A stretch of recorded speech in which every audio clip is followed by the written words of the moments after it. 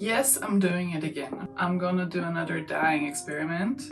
This time I've decided to go for something maybe less risky, don't know yet. It's gonna be one of my white nightgowns. This is it. And the reason why I chose this nightgown is because it's 100% cotton. I guess also the seams, so everything will be dyed. And if not, I mean, we'll see. We'll see if it dyes or not. Definitely the embroidery, because that's handmade, so it must be a cotton thread as well. And if it works, great.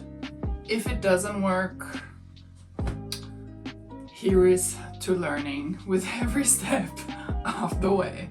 Since the last time I dyed my yellow pullover that was supposed to be green, I have dyed another thing in brown, which was like a silk night dress, and it worked quite well. I did this together with a friend and she also dyed something, and I think I'm gonna adapt the method, because I put it in as per the description and I let it soak for like an hour, and then I rinsed it and then I hung it.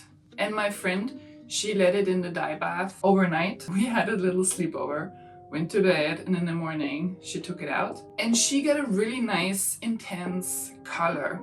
So this is what I'm gonna do. I'm not gonna do the 40 minutes or like an hour. I want the full pigment to merge with my nightgown. I will be doing a nice little khaki green, an army green. I'm using again this brand, Able.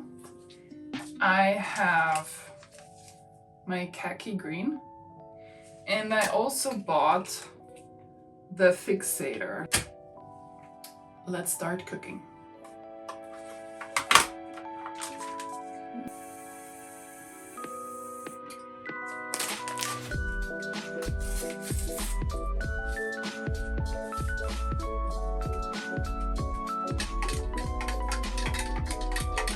This time I got the right vinegar. We need some salt. Let's put a good handful.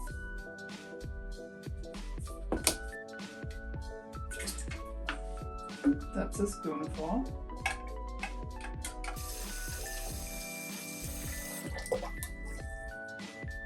So it needs to be well submerged and it needs to be wet before going into the dye.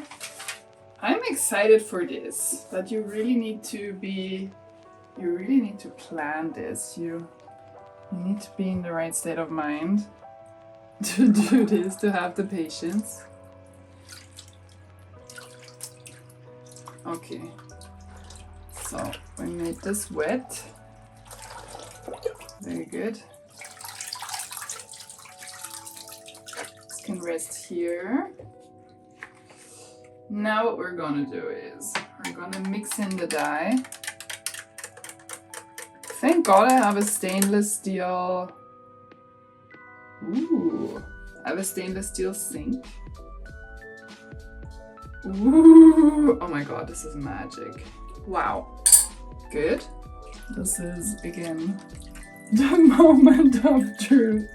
There is no going back from here.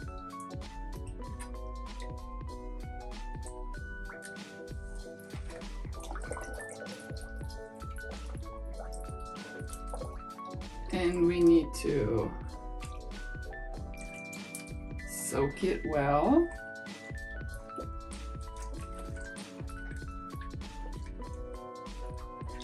Stir it well. Maybe also, I mean, I don't know, I have no idea about dyeing, but maybe because also this is like white, it needs a lot of pigment, and maybe to absorb the pigment, maybe it needs longer. I'll wait now for a little bit. I'm gonna wait for like half an hour. I'm gonna stir it every 10 minutes and then I'm just gonna leave for work. So I'm gonna check on my little fabric. I guess every 10 minutes, so I can make stir and it doesn't absorb the fabric in one place more than the other. I guess they say that like the first half hour or hour is the most important. I don't know. I'm just trying different things. And then I'm gonna just leave it. I'm gonna leave it in the dye bath and I'm gonna go to work. And then in about 6 to 8 hours, I hope that it will be a really nice deep green. So we'll see what this does and what we get today. If we succeed, if we fail, it's all in the unknown right now. Let's cross the fingers. And yeah, it's already more intense. See?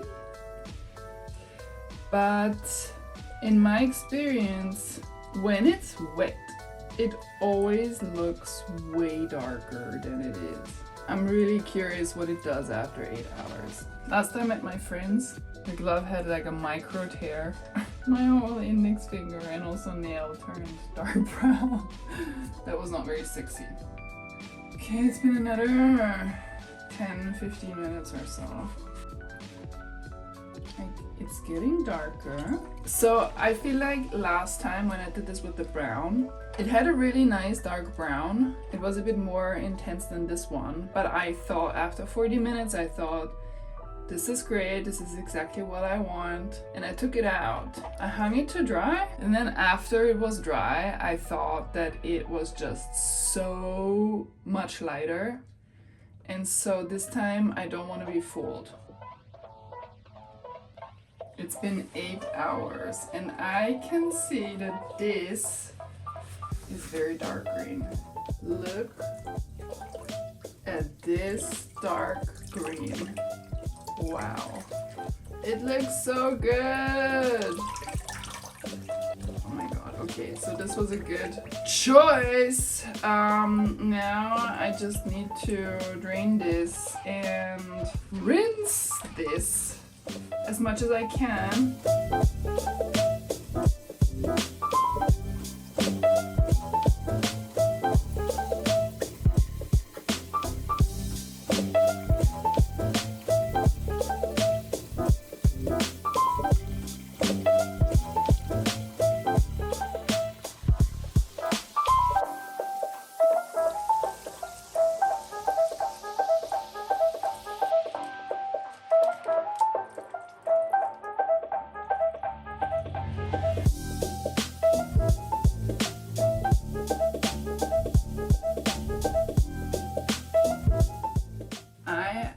Few things to say about this experience. This was a really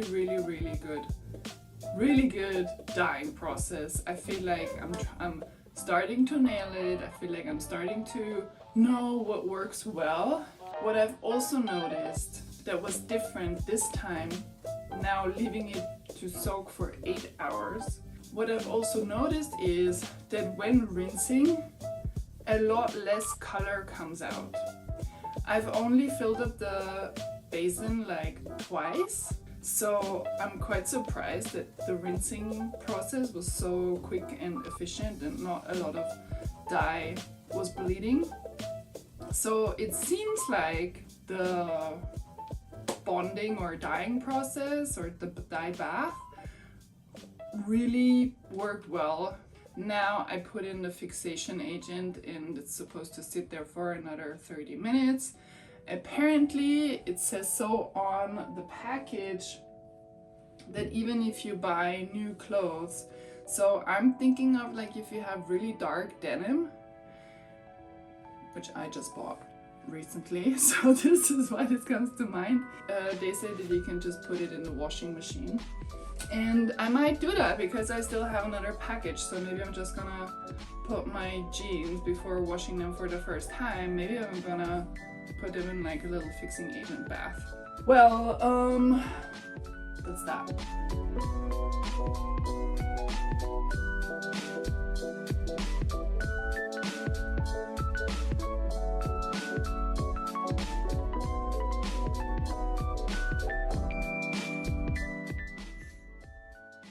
The results are in. I steamed my little green nightgown this morning, and now that it's fully dry, here is the recap. The reason why this time also wasn't 100% result was because I saw blotchy little blue spots, and also the dye was not even. So I don't fully understand.